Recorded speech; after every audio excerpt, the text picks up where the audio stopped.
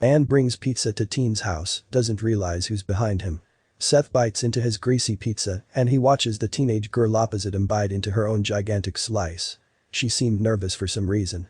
He assured everything was fine, but everything was far from fine. Just as Seth licked the grease from his lips, he heard a loud voice from behind him. "What are you doing here?" Seth swiftly turned around and panic washed over his face. He'd finally been caught in the act. Seth Jones was an ordinary man who worked as a plumber in a small town in Ohio. He kept himself to himself, and if you ask his neighbors about him, they wouldn't say much. Not many people knew that much about him. But soon enough, Seth's name would be all over the national news. Seth had started online chats with numerous random people all across the world. He had a friend in India, a fellow gamer in London, and recently he had started talking to a teenage girl who lived 200 miles away. He didn't know it at the time, but this teenage girl was about to turn his world upside down. Seth had spoken to the girl for a few weeks and the two had shared everything about each other. Seth eventually asked the girl if she wanted to meet up and she agreed.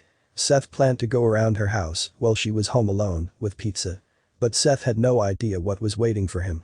Seth set off in the late afternoon and picked up the pizza straight away. As he drove along the highway over 200 miles to the girl's house, he could smell the pizza coming from the backseat.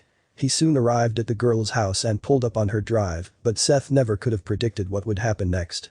The girl greeted him at the door and she let Seth and his pizza into the house. Once he dropped the pizza on the counter, Seth took off his coat and looked across at the teenager. The girl seemed nervous, so Seth reassured her everything was fine. But everything was far from fine.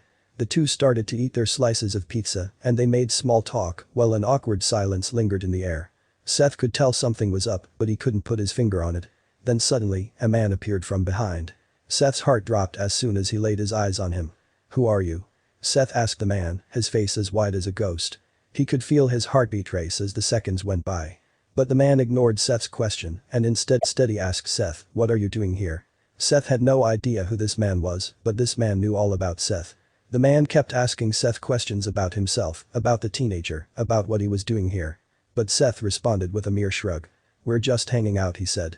And so, after 10 minutes of tension and confusion, the man finally revealed who he was. And Seth never could have expected it. The man was Chris Hansen, a highly renowned journalist with a 2-decade career catching and reporting on criminals like Seth. He had been all across the globe catching criminals. But he had never met a man like Seth. Seth thought it was just him, Chris, and the teenage girl in the house. But Chris had brought company. Just as Seth realized what exactly was going on, all of a sudden men armed with cameras came bursting into the room. Seth's face dropped and you could see the fear wash over him as the cameras got closer to his face. The truth was about to be revealed to Seth and he never could have expected it.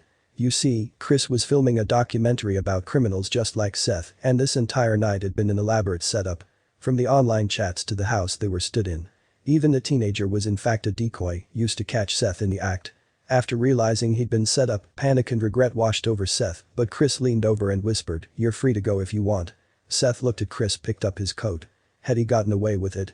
He jolted out the front door, but then soon realized he was far from free. Cops raided in on Seth and tackled him on the ground. Once placed in the backseat of a disguised police car, the officers took him to custody where he was checked and ready for questioning. When being questioned by cops, Seth proclaimed his innocence, but the evidence didn't lie. And neither did the footage recorded on Chris's cameras. What would the verdict say? After hours and hours of questioning, Seth was granted bail, but soon after he was charged with 3 felony counts. Seth pleaded not guilty to all 3 cases and as of now the case is still ongoing and he is waiting to stand trial. It's a good job for Chris, otherwise the situation would have ended a lot worse, right?